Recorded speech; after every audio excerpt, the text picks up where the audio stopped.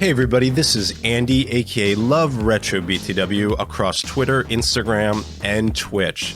I do a podcast every Saturday called Cafe BTW, a morning gaming podcast, a retrospective look at the wonderful world of retro gaming, from interviews to guests. Join us every Saturday, like a Saturday morning cartoon, starting at 8 a.m., 11 a.m. Eastern. Also, if you're on Twitter, please join the brand new retro gaming community, a place to share, connect, and show your love for the retro gaming community. All the links are down below. And remember, enjoy the Gamers Week podcast.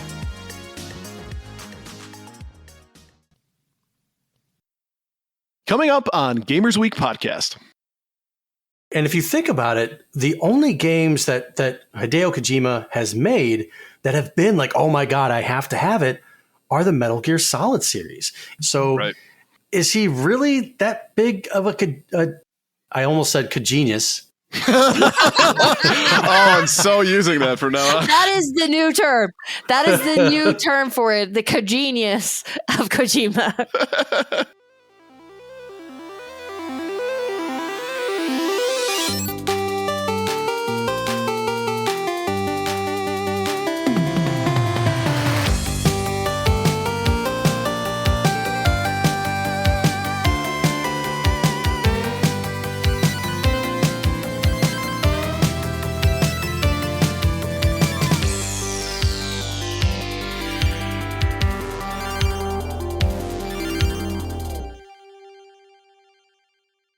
Thank you so much for turning my moment on the podcast where I didn't think anybody was going to be listening to this in the future.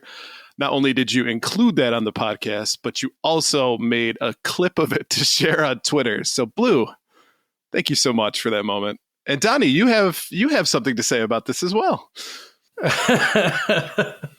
Well, it happily announced the fact that I was returning from a bowel movement. Okay, first off, honesty towards our listeners is the best policy. So they need to be informed about what's going on at Gamers Week. Secondly, Ryan, if after a full year of doing this, you have realized that if it's recording, it's fair game, that's on you. Touche. The toilet pipes are calling. Are we ready to start this? Yep. We are. Welcome to Gamers Week podcast. Like the name says, we analyze the best, worst, and weirdest headlines of the past week in the video game industry. Today is episode 53, and it is Tuesday, December 27th, 2022, our last recorded episode of 2022. Woo! Well, are we going to do any of the see you next year jokes? No, I think we're way above that. Are we really? No, we're not. We're definitely not. Yeah. This is our last podcast of the year, folks. See you in 2023. Yuck, yuck, yuck. And I don't even know how to start introducing myself.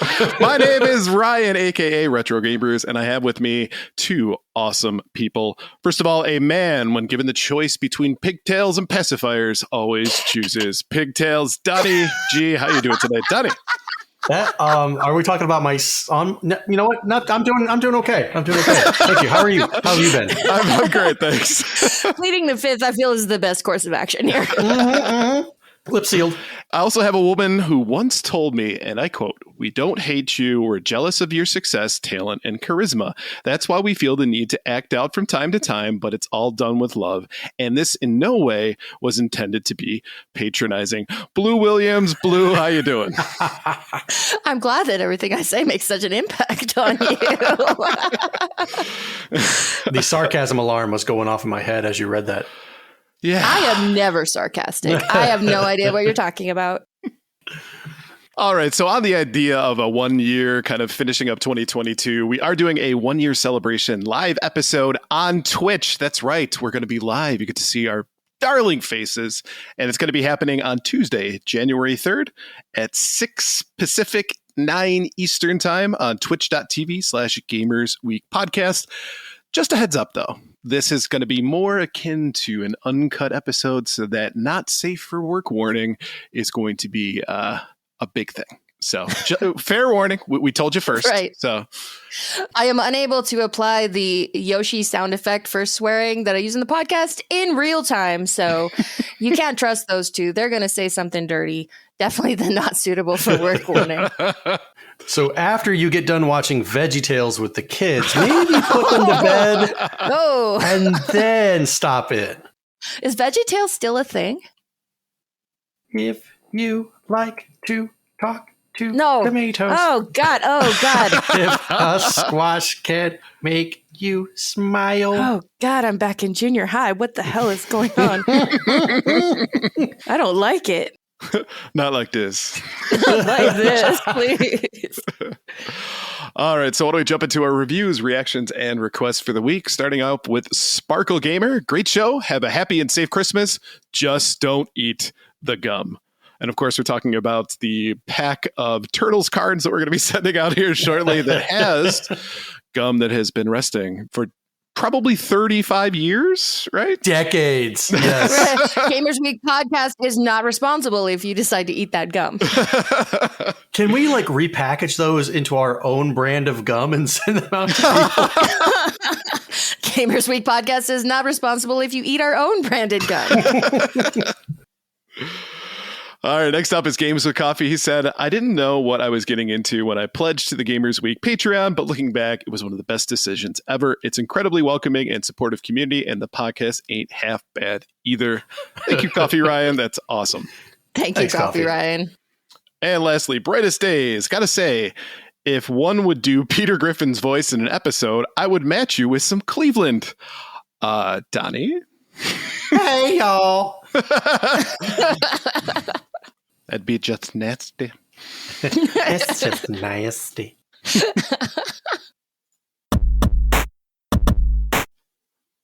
And now, it's time for the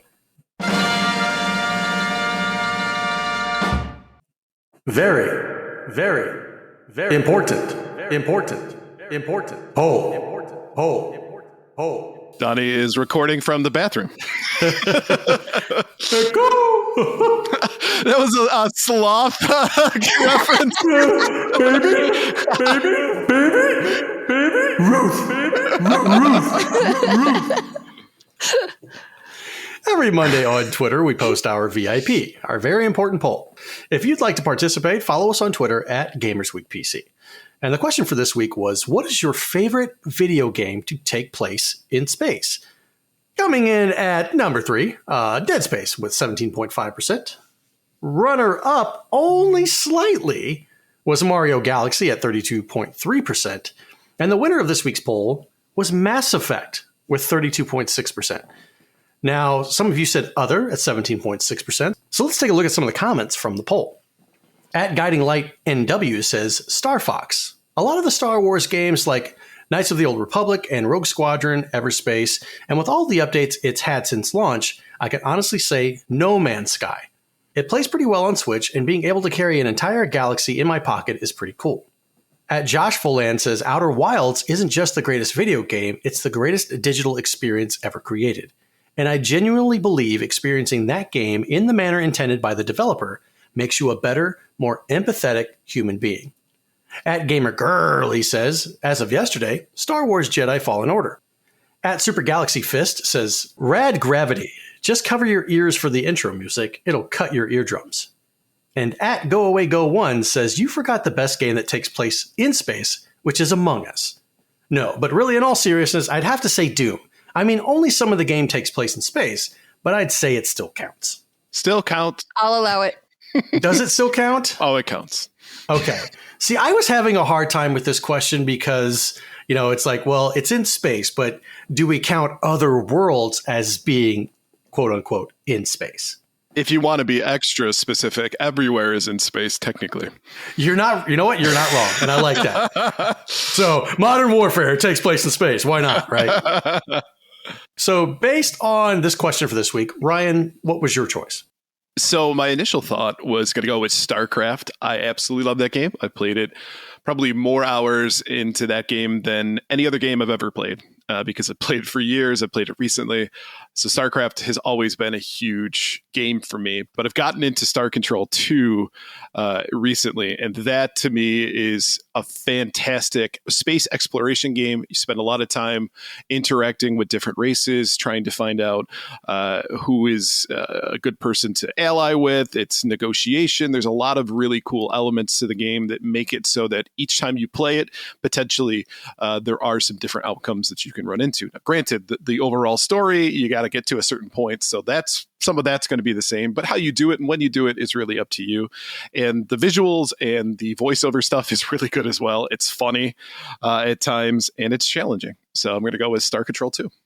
What type of game is it? It's a survival strategy? Yes. I don't even know what I would call it, to be honest with you. Okay. Space nerddom. All right. So, Blue, what was your choice for this week? So this question made me realize that I don't play many space games. So the first game that my mind actually went to was Wing Commander on the Super Nintendo, the very first Wing Commander. I loved that game as a kid. I spent so many hours playing it, doing the different dogfight missions, and I could not get enough of that game. I haven't played in forever. I have no idea if it holds up. Probably not. But Wing Commander on the Super Nintendo, my favorite space game. I'm not sure if I remember Wing Commander being on the Super Nintendo. It was. Huh. It definitely was on a lot of systems. The series went on to have a bunch of entries and a really terrible movie. And, yes. But I never played anything besides the first Wing Commander. Okay. All right. I'm looking at the box art for it for the Super Nintendo. I kind of remember it, but yeah, I'd have to go back and play it just to see if it, like you said, if it does hold up. Mm-hmm. So what about you, Donnie? It was a tough choice. Like I said, do I want to be specific or pedantic? Like, well, it's technically not in space, but as Ryan pointed out, everything's in space. It really doesn't matter. So this was a pointless question to begin with. Way to go, Ryan. Right. So I'm going with Spider Solitaire because it takes most of my time. I always preferred regular solitaire to Spider Solitaire. Well, to each their own. I couldn't really pick one. So three of the top ones I had was Oddworld, Abe's Odyssey. It's in space. It's in a different planet. It's a nice puzzle game. You've got the little, whatever the creature's name is, I guess his name is Abe. And, he makes the fart sounds. He's like, he. And he does the puzzles. It almost plays like Prince of Persia did on the Super Nintendo with the jumping and the running and stuff like that. There's that one. There's Toe Jam and Earl, which is a fun game. And also one of my top favorites is Lightning Force 4, Quest for the Dark Star on the Sega Genesis. Very challenging game. Love the soundtrack on it. It's a game I had memorized for quite some time, and then I kind of fell off and didn't play it for a while. But I've recently picked it back up, and I'm trying to go for the world record on that game. Ooh. So it's one of my top favorite games for space play. I love that game. It's really good. It's super challenging, but super fun. Right. The first time playing it, you're going to die. You're going to die again. You're probably going to rage quit. You're going to walk away from the game, and then you're like, maybe I'll give it another shot. And then you start the memorization kicks in. But that music's so good. I want to keep playing. It is. It's so good. I want to keep playing. Is it one of those ones where the music keeps playing when you hit pause? No, it does not. That's the worst. And you have to keep playing. Now I'm trying to think of what games have music that keeps playing when you hit pause. Battletoads. Really? Are we in the club?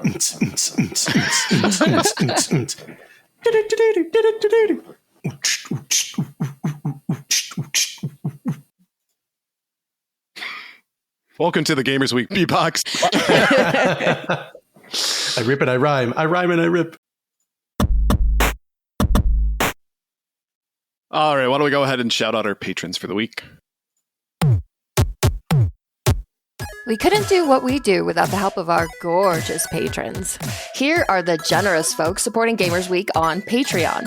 Ducks in Disguise, Jim and Colleen, Games with Coffee, Hybrid Divide, You Fall Before Me, Davey PGH, The Redox, PDX Family, including Shannon and Luke, Zach Huge Thanks, Rerun Gamer, Number One Blue Sick Boys Fan, Random Retro Dude, Princess Kitty Mew Mew, Rai Rai's Secret Best Friend, Mega Retro Man, Gamatroid, Emo-esque, Bill Tucker, Rye Bread's Number One Fan, Fruitcake's Number One Stan, Ducks with Thick Thighs, The Wizard of Zardoz, Clayman71, Great Siaman 81, BNT Zilla Guy, Geek With That, Crunchy Kong, Sheriff Snacks, Frank Grande, JNL Game, Love Retro BTW, Steven Sand, Ramboski, and Terry Kinnair.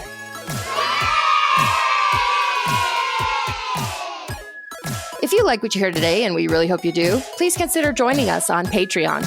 Your support helps cover the cost of producing the show, as well as other cool stuff we'll be doing, like prizes and giveaways. You'll also gain access to our weekly patron-only bonus cast called Gamers Week Uncut, Patrons with Benefits. Visit patreon.com/gamersweek or follow the link in the show notes to learn more. All right, so why don't we jump into our headlines for the week? Our headline segment is proudly sponsored by the Retro Game Club podcast. It's a fantastic, family-friendly retro gaming podcast, and each episode, Rob and Hugh pick 2 games to play and discuss, as well as news, interviews, and other topics. Currently, they're playing through Parasol Stars and Quake 2. Visit them at retrogameclub.net or follow the link in the show notes. Donnie, do you like Parasol Stars? Do you like Flock of Seagulls? No, I can see you do. I don't remember Parasol Stars until I just looked it up on Wikipedia. I know. Don't say it. Don't say it. It goes by another name, which is Bubble Bobble 3. That's a no. Do you hate every game in the Bubble Bobble series? No, I've never played Bubble Bobble 2. Actually, that's not correct. I have briefly touched Bubble Bobble 2. It wasn't bad. I've never played Parasol Stars. Next time on twitch.com/DonnieGRetro. No way in hell. I might play it for like 5 minutes. Who knows? For enough bits, he'll probably do anything. Right. Exactly.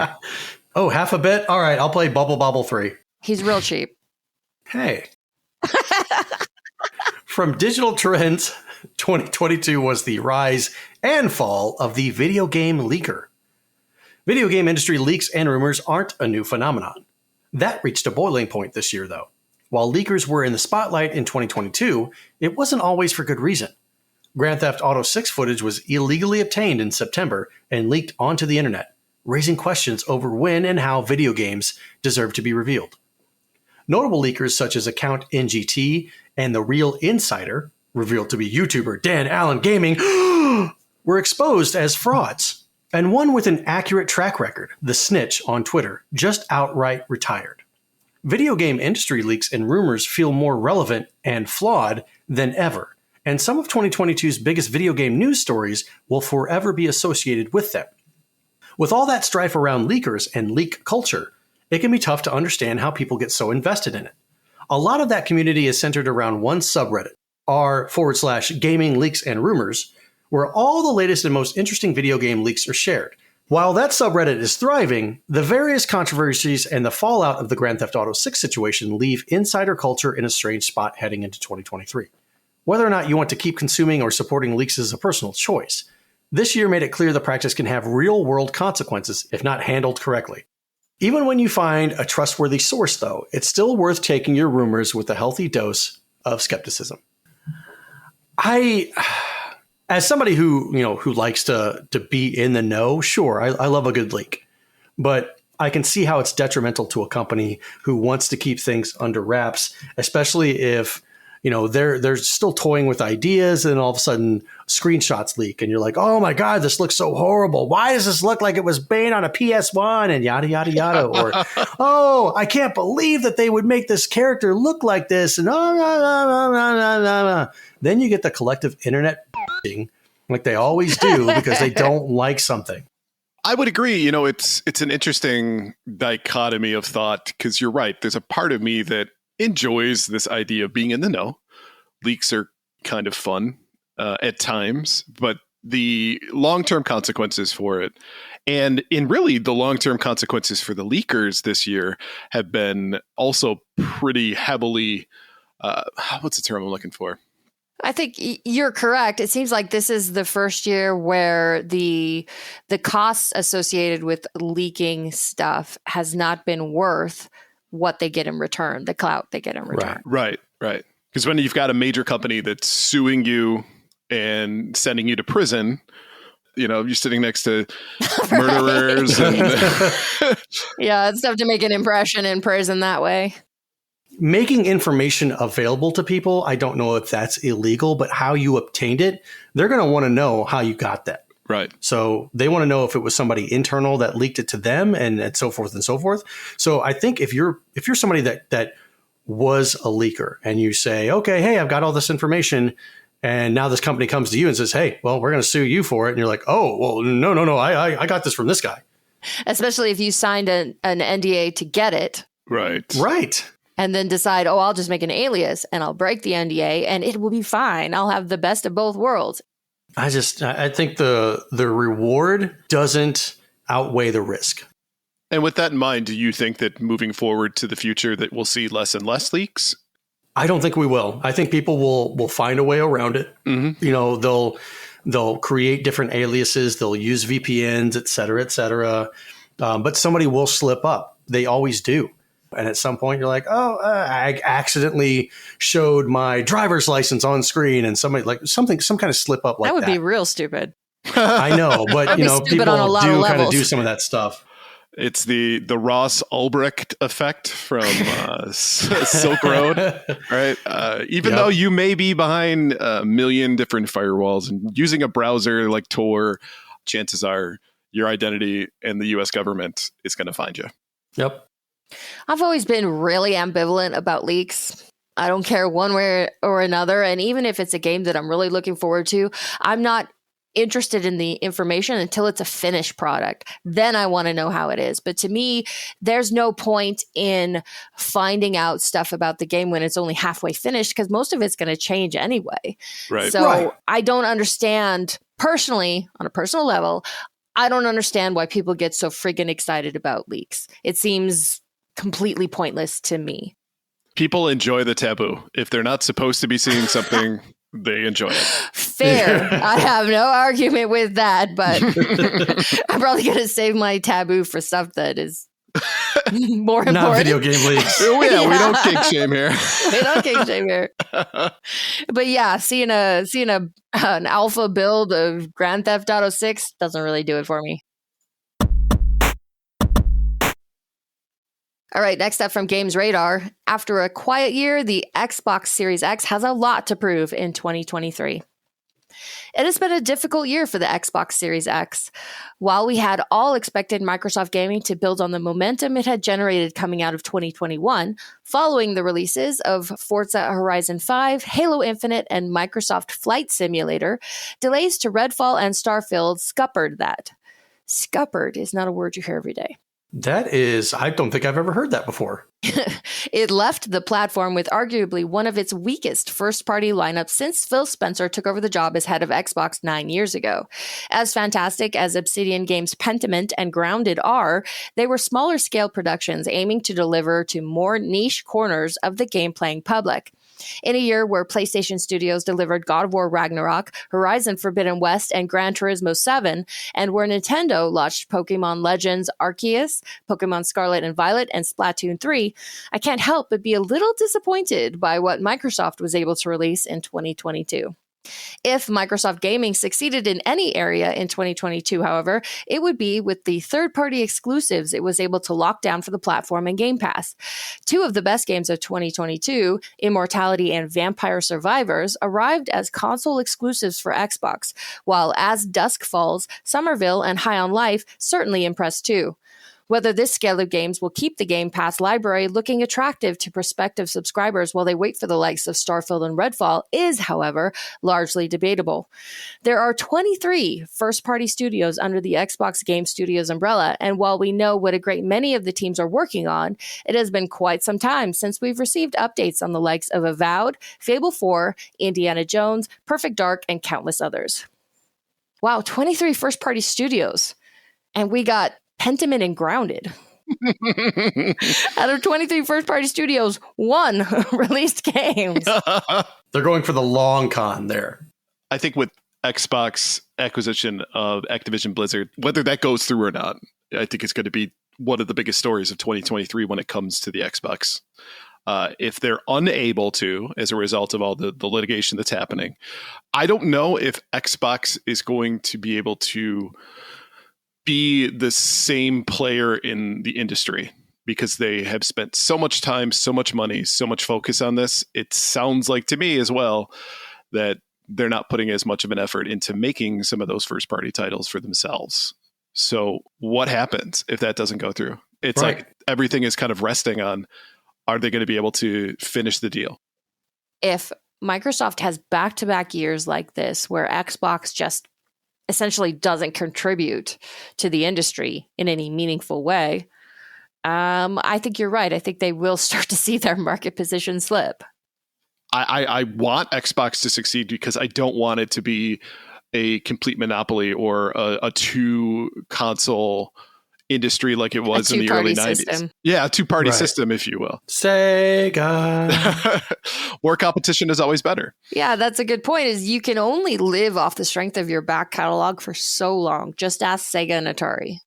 Right. And, I like the fact that they're talking about different titles like Avowed, Fable 4, Indiana Jones, Perfect Dark, et cetera, et cetera, et cetera. But at some point, the sequels of these games reach a tipping point where you're just like, yeah, I love the content, but man, just let me do something else. Let me move on to something else. Like with the Uncharted. I love that series, but I think after the fourth one, it's just like, it's time to give it up. You go in, it's a treasure hunter, which I love. I love the whole collecting treasures and fighting bad guys and all that stuff. But there comes a time when you get tired of playing the same damn thing over and over and over again, release after release after release, Gears of War, Modern Warfare, etc. Yeah, remind me how many Call of Duties you watch your tongue. I'm just asking. If the formula works, the formula works. I don't want to agree with that statement, but I will agree with that statement. Proud of you. Baby steps. Yep.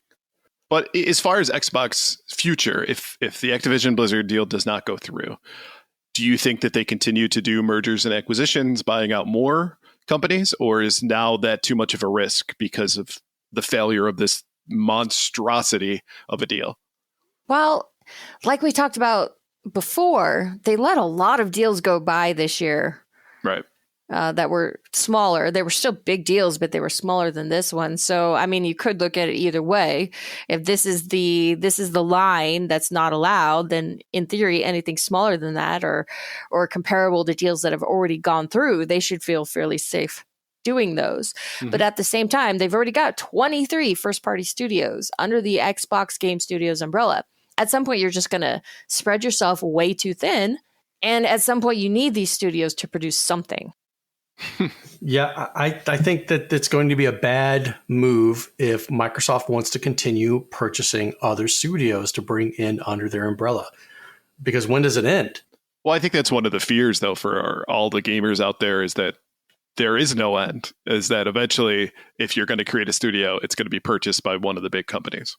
Right. No. Please don't make it happen. No. I mean, I think we all have our little pet indie studios that we want to stay independent and creative and unique and perfect, and don't want hoovered up by one of the big three so that they're then beholden to giant shareholders and all this kind of crap, which ruin everything. Hoovered or Dysoned, because that's constant suction with a Dyson. Hoovered sounds better. Dyson is probably a better analogy. Blue is dating herself with a Hoover. I am older than you, not as old as Donnie. Hey, Jesus, that's strike two. I'm going to strike out a couple times before the episode's over. Don't worry. Every time she does, I'm going to go swing and a miss.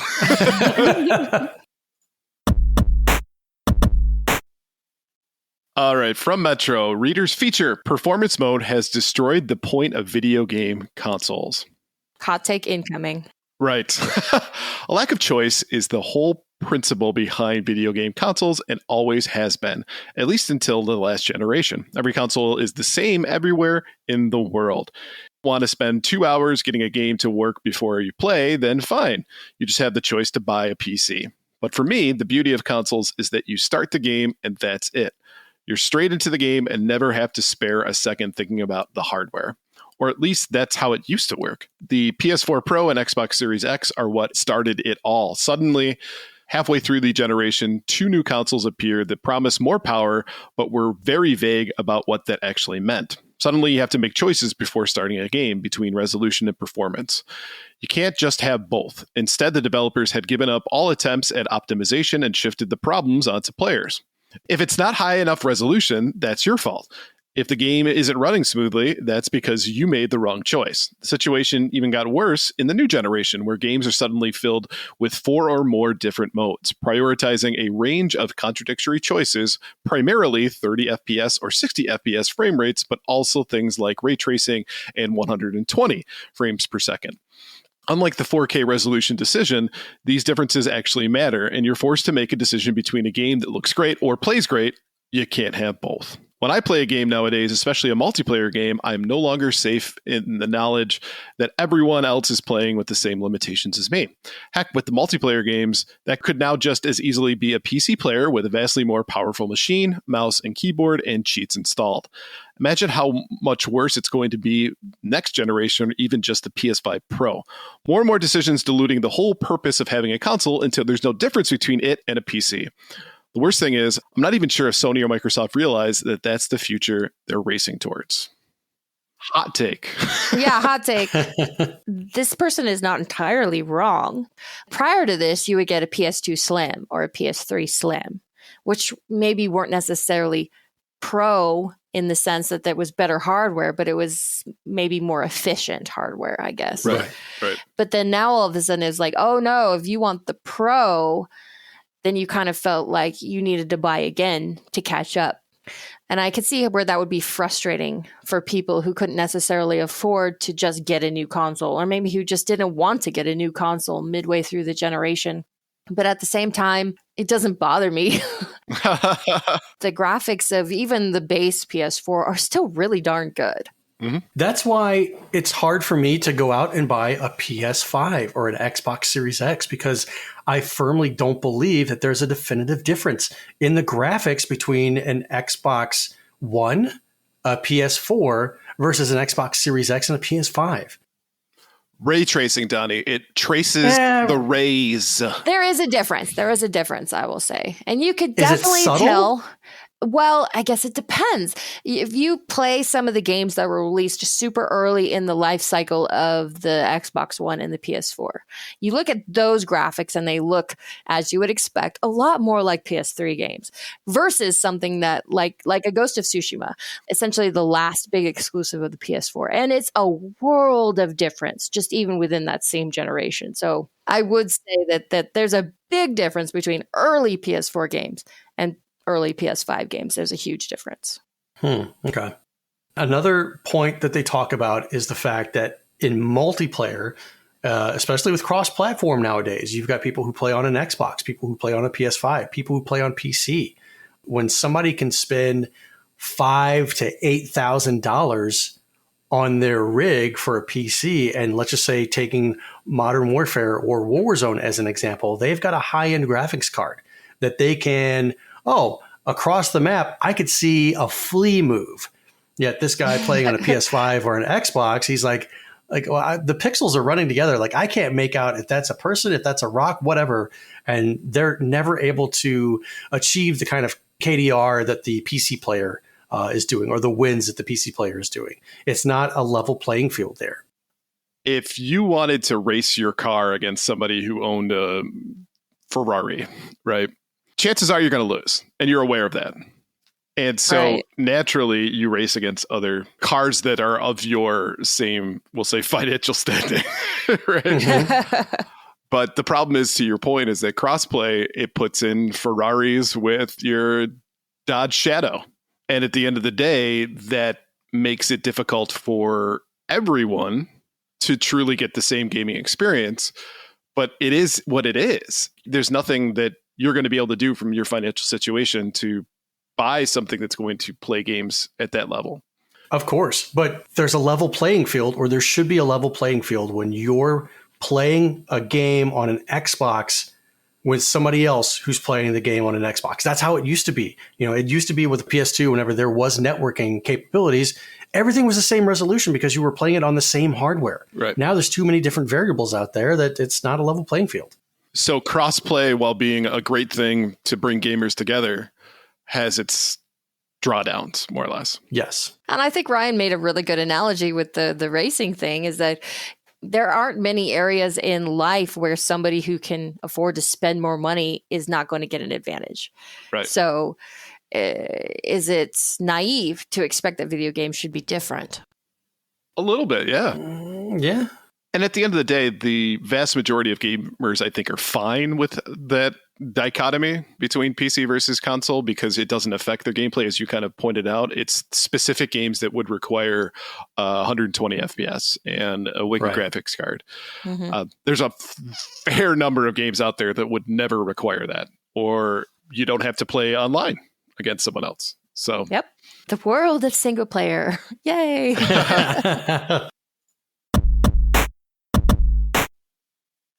From comicbook.com, Hideo Kojima believes he'll still be making video games as an AI in 100 years. Hideo Kojima thinks we will continue to get more Hideo Kojima games long after he is gone.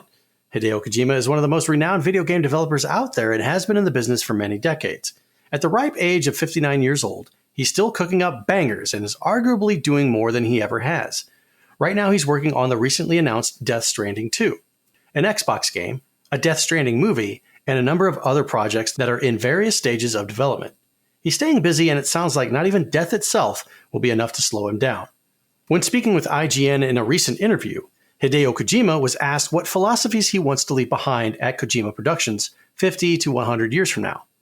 Kojima shared that he plans to lead Kojima Productions for the rest of his life, and noted that even after he's gone, he may have an AI take over for him and carry on his legacy and mindset. That's a good question, said Kojima. I've never really thought about that. I'll keep leading so long as I'm around, and all that matters to me is that our roots when it comes to creation are kept intact. But I'll probably become an AI and stick around. You need to be stimulated in lots of different ways if you want to keep creating new things. So I imagine I'll keep collaborating with others and taking in new things, even if I'm an AI. It's the most Hideo Kojima answer you could possibly expect. And now I'm convinced that Hideo Kojima is in fact an alien. He is not a human being. He is from another planet, and he is here to make games that make us go, huh? Huh? Not, it's huh? And here I was thinking, imagine you're a young game dev, really working hard, really applying yourself at Kojima Productions, and you have a goal of working your way up in the company, and only to find out that you never really have a chance of becoming in charge of the company because it's just going to go to an AI, and you're going to spend your entire career answering to a computer, essentially. Just imagine going into the boardroom and have you asked Kojima Net? Right. Just also reminds me of the Futurama heads in a jar. Right, exactly. Yes. And how many different times were they going to say Hideo Kojima? Right. Hideo Kojima thinks we will continue to get more Hideo Kojima games. Perhaps Hideo Kojima refers to himself as Hideo Kojima. Oh, he definitely does. I think he does. Totally in does. the third person.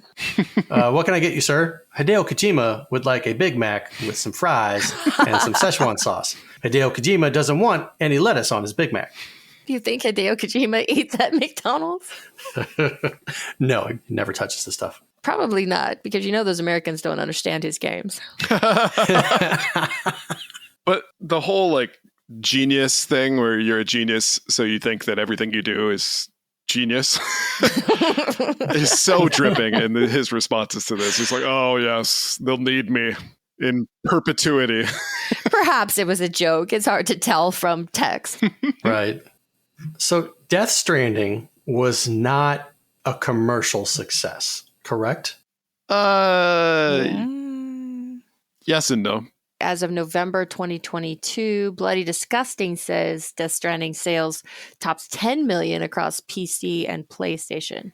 And I think 10 million units is kind of the point at which games start to feel like they're a big deal. Okay. I'd agree with that. Okay. So but to your point, it wasn't like a blockbuster. Oh my God, everybody's got to have this. This isn't, Right. It wasn't Elden Ring, which sold 18 million in the first year. Right. And if you think about it, the only games that Hideo Kojima has made that have been like, oh my God, I have to have it, are the Metal Gear Solid series. Even his earliest stuff like Snatcher, which is a great game, it wasn't a commercial success because not a lot of people could afford the Sega CD and the platform that it was out on. So people didn't get to experience that. They didn't get to experience Police Knots. We just mainly know him for Metal Gear. So Is he really that big of I almost said Kojinius. Oh, I'm so using that from now on. That is the new term. That is the new term for it. The Kojinius of Kojima.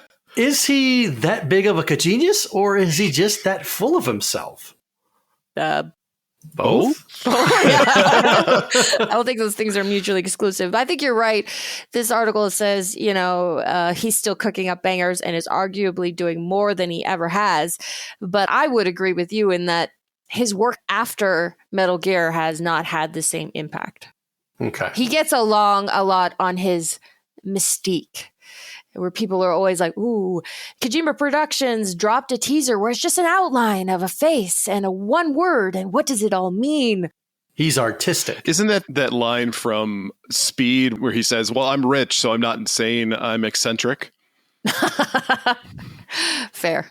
Yeah, totally falls in line with Kojima. All right, so why don't we look at our top 3 new releases for the week? Well, we'd love to, but unfortunately, there are exactly 0 new releases this week. Dun, dun, dun. However, January is set to bring us several big titles, including Fire Emblem Engage, Forspoken, the Dead Space remake, and more. So stay tuned. Really? Dead Space remake? Does it need a remake? Does anything need a remake? Oh. Well, I especially enjoyed the Resident Evil series remakes so far. Yeah. Resident Evil 4. No. But Dead Space, I think it's still too early. You really think games from the PS3 need a remake? The Last of Us would like a word. Yeah. Oh my God. Yeah. I don't get people's. For what it's worth, I agree with you. Grand Theft Auto 5 Part 74.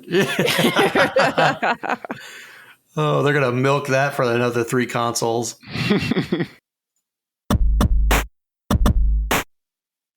All right, so why don't we go ahead and tackle our main topic for this evening from CNN, the best video games of 2022. As the video game industry continues to adjust to post-pandemic life, more and more excellent games continue to grace every platform. Sony dropped some of the biggest first-party blockbusters of the year, including superb God of War Ragnarok, the expansive Horizon Forbidden West, and the revamped Last of Us Part 1. Meanwhile, Microsoft and Nintendo got a few major exclusives under their own belts, standouts like As Dusk Falls and Bayonetta 3. Between all of those were phenomenal third-party releases, including Elden Ring and Call of Duty Modern Warfare 2. After many, many hours of playtime, we've made our picks for the best games of 2022. Number 10, Kirby and the Forgotten Land.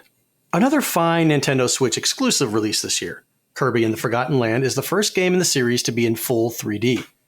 Still maintaining a linear structure, Forgotten Land has players control a lovable pink creature through the cutest apocalyptic wasteland in gaming history. Signature gameplay mechanics like Kirby's copy ability are now upgradable, and you can play with a friend in local co-op. However, the new Mouthful mode is where the game really shines, adding a complex and hilarious layer to the game as the titular hero swallows large objects like cars and traffic cones. At number 9, Teenage Mutant Ninja Turtles Shredder's Revenge. Teenage Mutant Ninja Turtles Shredder's Revenge proves that there's nothing wrong with sticking to the basics. Inspired by the 90s Konami arcade games based on the beloved Turtles, developer Tribute Games keeps things simple while making clever touches to the beat-em-up formula. This includes a wider array of offensive and defensive moves alongside the ability to play as April O'Neil, Master Splinter, and Casey Jones, in addition to the original 4 Turtles. Then there's the fantastic presentation, which features the original voice actors from the 90s animated series and a soundtrack that includes notable rappers like Mega Ran and Ghostface Killah. Number 8, Splatoon 3. Since releasing on the Wii U in 2015, the Splatoon series has become the closest Nintendo has ever gotten to releasing a shooter in the vein of Call of Duty or Gears of War. Latest game in the series since 2017, Splatoon 2, Splatoon 3 adds plenty of weapon types and multiplayer modes on top of a new single-player campaign. Despite being a tad bit goofy in nature, the shooting and ink mechanics make it a unique standout in the shooter genre. Better yet, the game has gotten a steady influx of new content post-release, including the beloved Splatfest events that let players fight on behalf of their favorite food, color, or even Pokemon. Coming in at number 7, Gran Turismo 7. 5 years since the release of PS4 exclusive Gran Turismo Sport, developer Polyphony Digital has returned with its storied racing simulator series. Released on both PS4 and PS5, Gran Turismo 7 is a visual wonder regardless of where you play it. However, the current gen version is an especially great visual treat with support for real-time ray tracing, 4K native resolution, and smooth 60 frame per second gameplay. That's on top of some significant gameplay upgrades, including the return of dynamic time and real-time weather effects like rain. Just be mindful that even the robust single-player portion of the game requires an internet connection. At number 6, Stray. Annapurna Games has developed a gaming portfolio that's just as unique as its film arm, and after the success of unique hits such as 12 Minutes, Kentucky Route Zero, and Donut County comes Stray. Players are put in the shoes of a cat who gets separated from its furry friends. What happens next is an adventure set in a post-apocalyptic world where human-like robots have taken over a city abandoned by humanity. The cute platformer has loads of charm, beautiful visuals, clever puzzles, and a lovely soundtrack. Number 5, Horizon Forbidden West. Horizon Zero Dawn was one of the few successful original franchises launched during the PS4 era. Introducing a world dominated by machines and a phenomenal lead in the female hunter Aloy, players were attracted to Horizon Zero Dawn's beautiful open world and gameplay that blended stealth and some of the best aero combat in gaming. Horizon Forbidden West does all of that and more in its Western setting, retaining everything that players loved about the original while adding new features like underwater traversal and combat makes this a worthy sequel. Number 4, Xenoblade Chronicles 3. The concluding entry in the Xenoblade trilogy of role-playing games, Xenoblade Chronicles 3 doesn't rock the boat in terms of gameplay mechanics. Differentiating itself from previous games, this entry stars Noah and friends Kevs and Mio stuck in a battle between two warring nations. The same fantastic combat from previous Xenoblade games returns, this time bolstered by new features such as the new ability to fight alongside 7 party members during battles and better navigation during various quests. At number 3, Call of Duty Modern Warfare 2. Another year, another Call of Duty game from Activision. The past couple of games in the series, Cold War, Vanguard, failed to improve on the excellent precedent set by the 2019 Modern Warfare remake. Since then, the free-to-play battle royale action of Call of Duty Warzone has become a gaming sensation. This is what makes Call of Duty Modern Warfare 2 such an accomplishment all around. Besides offering the best single player in the series in quite some time, the multiplayer is as tight as ever. Meanwhile, the audio-visual presentation is some of the best you'll find in a shooter this year. Damn, Modern Warfare, you're tight. Number 2, God of War Ragnarok. 2018's God of War not only successfully rebooted a series that had been dormant for 5 years, but it also set a new standard for the action genre with its more mature tone and emotional father-son story. God of War Ragnarok takes those concepts and ramps them up even higher. Considerably longer than its predecessor, Ragnarok's upgraded combat and traversal makes gameplay feel significantly fresh, while the story wraps up the Norse mythology arc exceptionally well. And number 1, to no one's surprise, Elden Ring. There's no way to talk about the best games of 2022 without mentioning the grand epic of Elden Ring. This collaboration between Dark Souls developer From Software and Game of Thrones creator George R.R. Martin not only ended up selling nearly 18 million copies, but became the fastest-selling game for publisher Bandai Namco.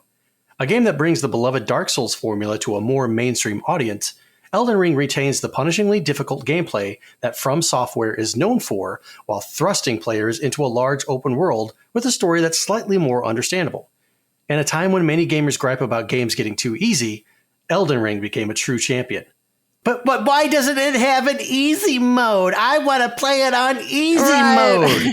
I'm not sure about the last sentence. In a time when many gamers gripe about games getting too easy, I kind of felt like it was the opposite. That most of the griping is done by people who think that games aren't easy enough. Right. Where's Metal Hellsinger on this one? You leave an interesting game like Metal Hellsinger and you tack on the same old thing. Even in their description, another year, another Call of Duty game from Activision. It's like, really? Come on. You could have done better than that. But which of those two did you play? I don't like your tone here. I think you played Call of Duty. I don't think you played Metal Hellsinger. Swing and a miss. I want to play Metal Hellsinger, just like I want to play Elden Ring and God of War Ragnarok. But you did. The game you made time for was Call of Duty. Yes, that is true. And I still haven't played, honestly, almost all the games on this list I have intentions of playing. Kirby and the Forgotten Land, Shredder's Revenge, except for Splatoon 3. It's not my cup of tea. Thank you. I obviously played a lot of Splatoon 3, and it's a fantastic game that everyone should play, including both of you, because it's not only a family-friendly event, but also a gameplay experience. You said the same for Splatoon 2, and I didn't like it. I did buy it. I did play it. I didn't like it. Well, it's because you gave up too easily. You're like, oh, people are too good. I suck. She's a quitter. She is a quitter. There's only so much teabagging I can take before I'm like, I'm not having any fun. One of the things with Splatoon 3 is that I think the single-player campaign is considerably better than the past two entries. That's a personal opinion, by the way. Not everybody shares that, but obviously the multiplayer is where I spend most of my time. And I will say that it's probably one of the best shooter experiences I have ever had. And I played a lot of Halo. I played Call of Duty back in the day, played SOCOM, all of those games. But for some reason, Splatoon seems to kind of keep it fresh, especially when they have those events. Okay. I sense some of your doubting. I will keep my comments to myself. No. Call of Duty Modern Warfare 2 is on this list, so by all means, tell me why it's so much better than Splatoon. It's all subjective. That's his way of saying it's not. No. It very much is. I'm sure I would have fun playing Splatoon 3, Splatoon 2, or whatever. It's very childlike. There's no blood and guts or anything like that. But that's how Fortnite was able to survive, because it didn't need that. The fun factor in Fortnite, aside from the building, was it was fun to have the cartoonish looking characters, and you shoot somebody and it showed the damage, but nothing visual happened. Like you didn't see body parts flying off and stuff like that. And sometimes I want to see that in a shooter, and other times I don't. So I would have just as much fun, I believe, playing Splatoon as I would playing Modern Warfare if I just sat down and gave it a chance. So, I mean, to kind of get back to the article. Yeah, for anybody who does not care about shooters, the rest of us are like, huh? What'd you say? But as far as personal game of the year, sounds like Ryan's is Splatoon 3. Sounds like Donnie's is Modern Warfare 2. Correct? I desperately want it to be Shredder's Revenge because I've talked it up so much. I really wanted it to win Game of the Year, and yet I still haven't freaking played it. Ryan, are you really going to claim it's something else? Nope. So that leaves me for my personal game of the year. I really liked Shredder's Revenge. I really liked Stray. I really liked Elden Ring. But my personal game of the year is not on this list. Oh, do tell. We've talked about Cult of the Lamb many times before. It is Cult of the Lamb. You want to ask what game I spent the most time playing and had the most fun with. It's definitely Cult of the Lamb. And we've gone into it before about all the reasons why it's so great. You know, it's an original concept, a lamb starting a cult. It was really funny. It was really dark, really irreverent. But it also had that addictive gameplay loop that I'm especially susceptible to, like Moonlighter had, where it's half of the game is combing the roguelike dungeons and the other half of the game is managing a home base. So you finish your dungeon run, you come back, you do the tasks at your base and you're like, oh, I need a few more, farming items. So then you're like, I'm just going to make one more quick dungeon run. So you go back and then come back to the base and you're all night long just going, I'm just going to make one more run, just one more run. And before you know it, it's freaking 4:30 in the morning and you're going, oops. So the last game I did that with was Moonlighter. Definitely did it many times with Cult of the Lamb and no regrets. It was way fun. Definitely my game of 2022. I've been there a time or two with playing World of Warcraft where I'm thinking like, oh, just one more quest. Yeah. How long is this going to take? And the next thing I know, it's 3 or 4 o'clock in the morning. And I'm like, I got to get up at 6 for work. So yeah, I've been there too. That concept I think is referred to as RPG time. Yes. Yes, it is. RPG time, huh? Yep. When you're in an RPG and you're saying to yourself, all right, listen, I just want to get to that next level or just want to beat that next boss. And then you're right. All of a sudden, the sun is coming up and you're like, oh my God, this day of work is going to be the worst. I think I just call off sick. Which I have done. I have done that. Although, to be completely honest, that's one of my favorite parts of being an adult. It's like, you know what? If I want to stay up all night, I'm going to stay up all night. Right. But there's consequences. Consequences, schmonsequences. I like your outlook.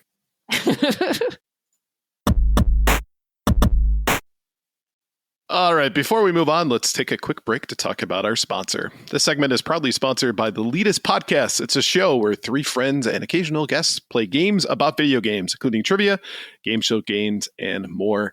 Here is this week's trivia question. The Atari series Sword Quest is infamous for its elaborate prize scheme that never reached its full potential.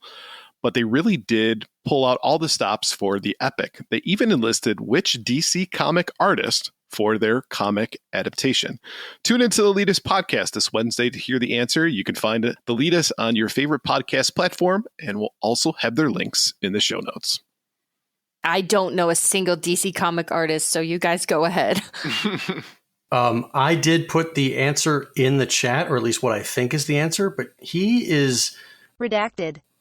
And you would be correct, sir. I even guessed that correct as well. So nice. Pat on the back for both of us. Good job, boys. Well done. Internet high five. Boink. Boink. That's the sound it makes in my head. Your high fives are different. You got a clown horn going off. Just go with it, okay? Just go with it.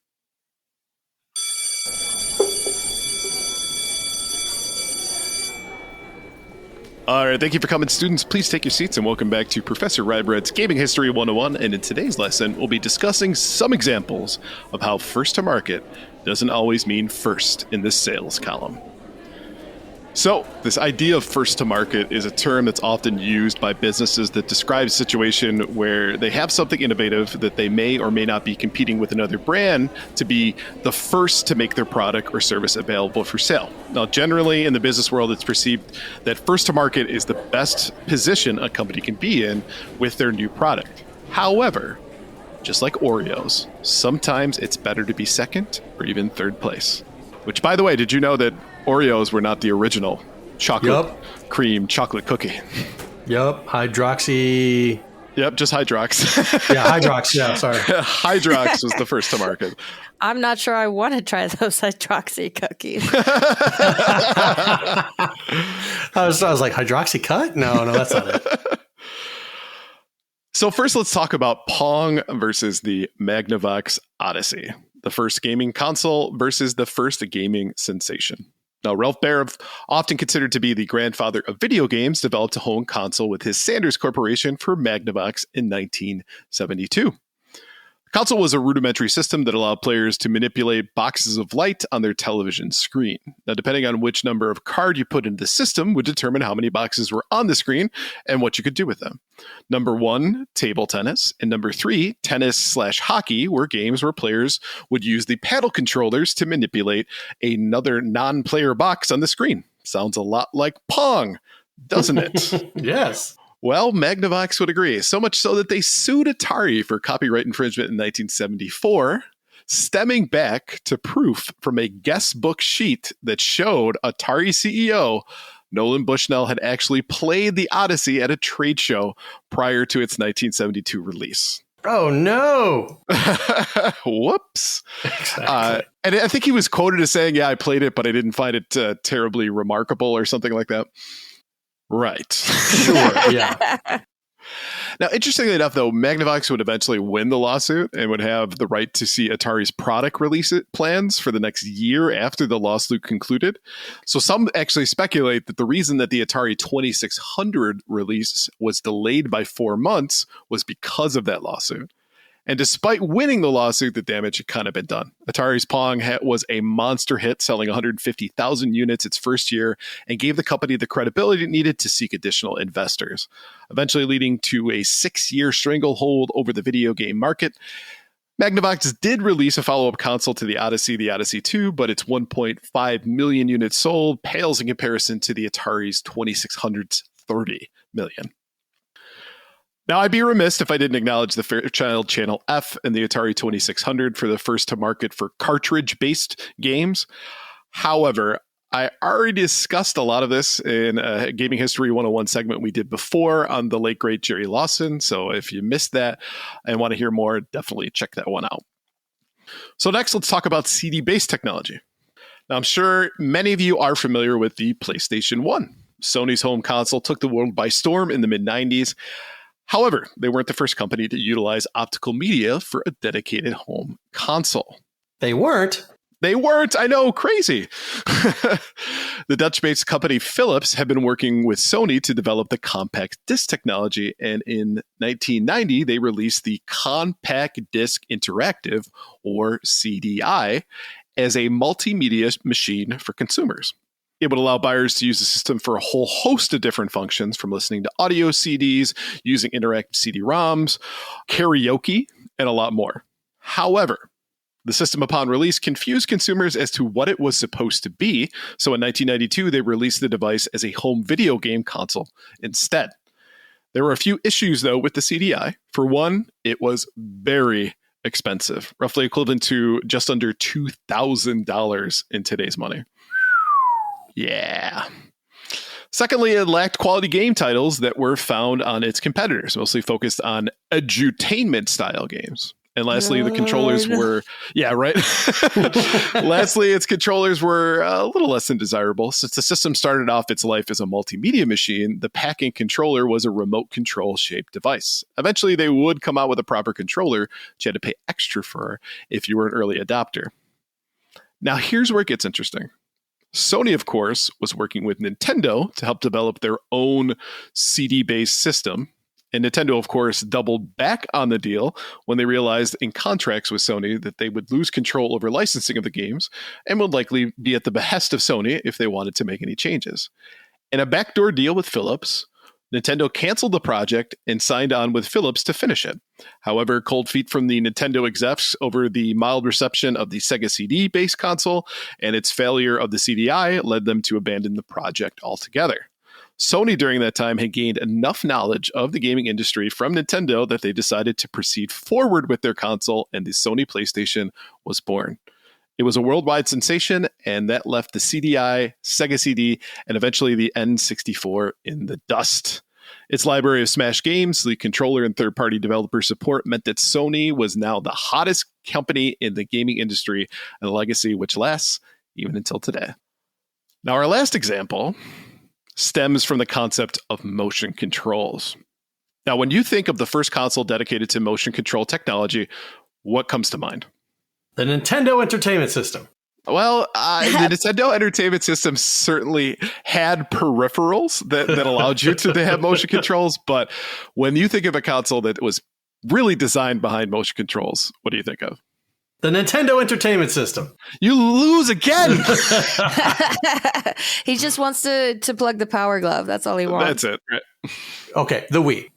What if I told you there was a console that was released 2 years before the Wii that contained many similar games? That is the Zavix port.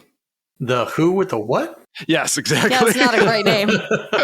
And it's Xavix, Zavix.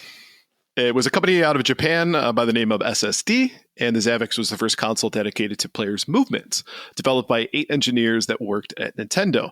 The Zavix was a unique piece of hardware, to say the least. Now, unlike most consoles, though, the system itself contained no CPU, but rather the CPU was contained on the game cartridges that slid into the top of the console. System released in 2004 with a starting price of $79.99 and would eventually have 23 games for the system. By the way, later in its life, it was actually selling for $20. Yeah. Not so good. Now, each game for the system actually came with a unique controller where they were specifically used for that game. A tennis racket, a baseball bat, a fishing rod, a miniature bowling ball, gloves, gym mats, a scale, and boxing gloves were all sold on games specifically as motion control devices. Now, and this didn't catch on, you're saying? Right, crazy. Now, the funny part, though, is the Wii had all those things as like extra accessories that you could buy that you would plug your Wiimote into. So it's funny. It's like they were like, whoa. We don't need this for every game, but if you want the same experience as Zavix, we got it for you. Now, though, this often meant that games for the system were expensive, with the JMAT game sponsored by Jackie Chan costing $89.99, which was $10 more than the actual system. Damn. Imagine buying a game for your PlayStation 5 that happened to cost like $500, $600. Well, then again, if the PlayStation 5 had no CPU in it, it would be cheaper. Fair enough. But I think that even makes it worse. But but when every game you're buying is like $500, then it doesn't. Right. That was make any sense. My question when you said that is like, doesn't that make the games really expensive? Mm-hmm. Now, the system typically used infrared technology to help determine where the player's controller was to interact with what was on screen. Now, one of the biggest problems with the Zavix port, and to provide context, this is the time of like the PS2, the Dreamcast, and the Xbox original, and the GameCube were out. And the Zavix CPU was the same as the Super Nintendo, and in some instances, the same as the NES for some games. Wasn't exactly cutting edge technology on that regard. So it made the system more of a novelty than a true gaming console. And the Wii, of course, would eventually take over the concept of motion controls in 2006 and open up gaming to millions of non-gamers across the world. Now, despite Wii Sports looking eerily similar to games on the Zavix, there was no direct accusations of plagiarism lobbied at the big end. So to wrap things up, first is sometimes the worst, second or third can be the best, and depending on what you do with them will determine your fate. So thank you for attending today's lesson. Just a reminder, if you have any ideas for a story you'd like to hear, send us a message at gamersweekpodcast@gmail.com, and we might feature your suggestion. All right, so why don't we go ahead and wrap things up for this evening. Thank you for listening to episode 53 of the Gamers Week podcast, and a big thank you to the Retro Game Club podcast, the Elitist podcast, and Love Retro BTW for sponsoring this episode. Don't forget to check out their links in the show notes. If you want to connect with Gamers Week, follow us on Twitter at GamersWeekPC. Email us at gamersweekpodcast@gmail.com. Visit our merch store at gamers-week-podcast.creator-spring.com. Or if you want to do it the easy way, follow the link in the show notes or join us on Patreon at patreon.com/gamersweek or follow us on Twitch at twitch.tv/gamersweekpodcast for our January 3rd live Not Safe for Work show. Wait, we have a Twitch? Yes, we do, apparently. It's brand new, right? It's never been used. I see what you did there. So finally, since you made it all the way to the end of the episode, please leave us a rating and a review and let us know how we did. We really do value your feedback. While you're there, consider subscribing on iTunes, Spotify, or your podcast platform of choice. And just a reminder, we will be streaming live on Twitch on Tuesday, January 3rd at 6 p.m. Pacific, 9 Eastern. And we will see you all there. Happy New Year, everyone. Happy New Year. Merry New Year. It's happy. We say happy in this country. Beef jerky time. Oh, no, son. It gives me the wins. Good night, everybody. Good night.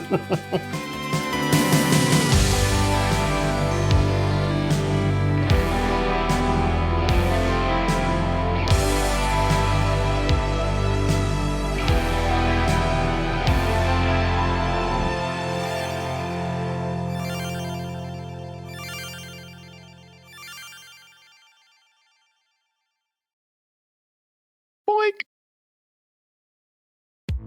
Welcome to Gamers Week Uncut. Welcome to Gamers Week Uncut. Welcome to Gamers Week Uncut, patrons with benefits. This is the unscripted, patron-only bonus cast with less editing and more dirty jokes. We don't know where the conversation will go, but we're sure it will be weird. This fish just went right on my nipple, and I'm just like, I Google Street Fighter 6. The first search result that comes up is people think they can see Ryu's dick in the Street Fighter 6 reveal. Listen up here, kids. You're not going to want to get one of those VDSTDs things, right? Make it fall off. When you go, grab a pro. You'll be doing it for America. that was perfect. If you want to hear weekly episodes of our patron-only bonus cast, join us at patreon.com/gamersweek.